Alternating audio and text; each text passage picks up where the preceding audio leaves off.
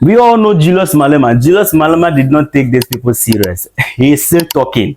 Even what is happening in Kenya right now, he still added his voice. Listen to him. Respect, family. Last year in Kenya, Julius Malema, the EFF leader in South Africa, Julius Malema went to Kenya and called out Ruto. He made it clear that Ruto cannot be located because Ruto was a Pan-African. We all know the man was speaking the language of Pan-Africanism. He came to power and then he started deviating. And Julius Malema saw it and then went to Kenya. And then when he got there, he called Ruto out and said he cannot locate him. He pointed out one or two things out to call Ruto back to order. After giving the speech and then Julius Malema left Kenya, the people, some people, I will not say the people of Kenya, but some people in Kenya, including this guy, they were speaking against Julius Malema. Julius Malema should stop insulting their president, blah, blah, blah, hey, hey, hey. Julius Malema went there to give a friendly advice and friendly submission, the way that some people in Kenya treated him. And this guy was even calling that they should revoke his visa, blah, blah, blah. I'll play the video. But listen to what Julius Malema said.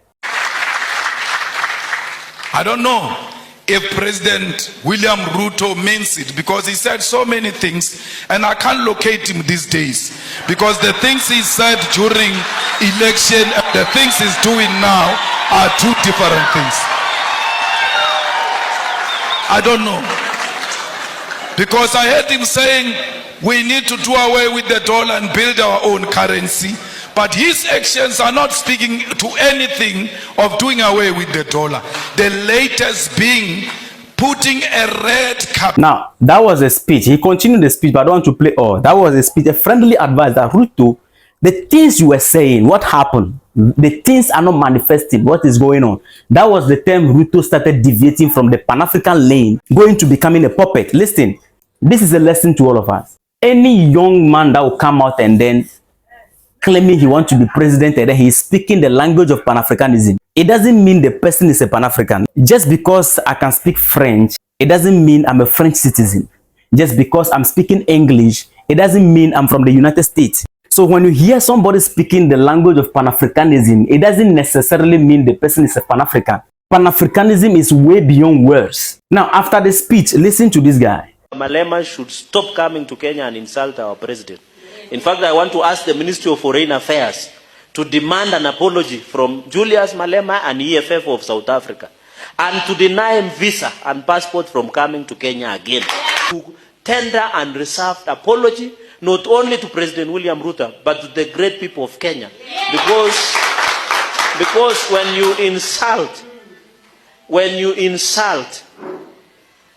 William Ruto as the president of Kenya, you are insulting all of Kenyans. And we are giving Malema the next 5 days to do unreserved apology.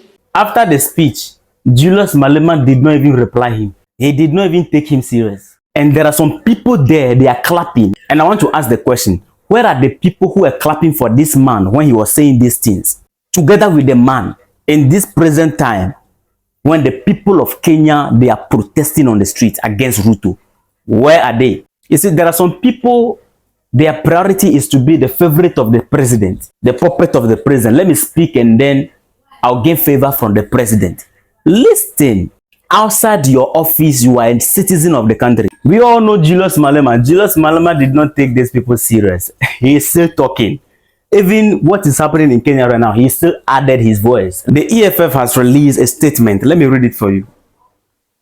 EFF statement on the protest in Kenya, released on Monday, 24th June 2024. The Economic Freedom Fighters, EFF, note with great concern the recent event in Kenya surrounding the proposed 2024 finance bill. We stand in solidarity with the people of Kenya who are bravely protesting against this exploitative legislation that seeks to impose severe taxes. The bill, which aims to raise $2.7 billion in additional taxes, will undoubtedly raise the cost of living and production, further burdening the people of Kenya who, like us, are already living under dire economic conditions. The 2024 finance bill is the result of a recommendation from the International Monetary Fund, IMF, and World Bank to the Kenyan government. This is therefore part of a broader problem faced by many developing nations under the yoke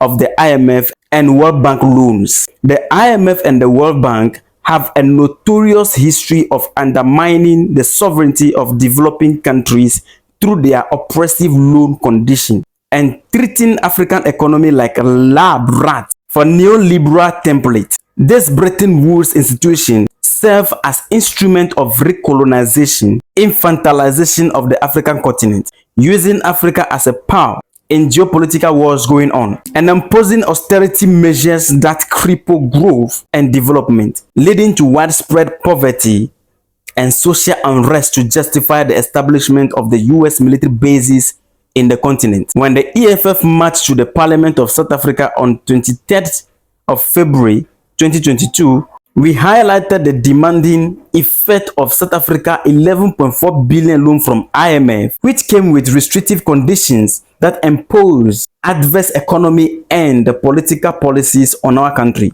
The EFF stands for economic freedom and the establishment of robust social welfare safety net. The protests in Kenya are clear indication that the people are rejecting policies that exacerbate their suffering and demand a government that serves their well-being. We further note our concern on the violent crackdown on peaceful protesters, which has resulted in at least 200 injuries and over 100 arrests. The use of tear gas and rubber bullets against citizens exercising their right to protest is unacceptable. We urge the Kenya government to stand down the police and respect the people's right to peaceful assembly. All those who have been arrested should be released immediately. The EFF will continue to support the fight for economic justice. We commend the bravery of the Kenyan protesters and stand with them in their peaceful protest against the recommendation of the World Bank and IMF to the Kenya government to impose exploitative legislation that seeks to impose crippling tax.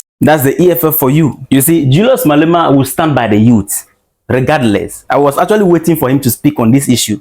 He will stand by the youth. He will never disappoint me. All the security personnel in Kenya understand the fact that behind your uniform is a citizen. When you go to the market, the price of the goods in the market, yours is not different. The price is not given to you based on your uniform. Behind the uniform, you are a citizen. The police and the security personnel who are shooting tear gas among the people, listen. The day you go on retirement, you enjoy the benefit of your labor.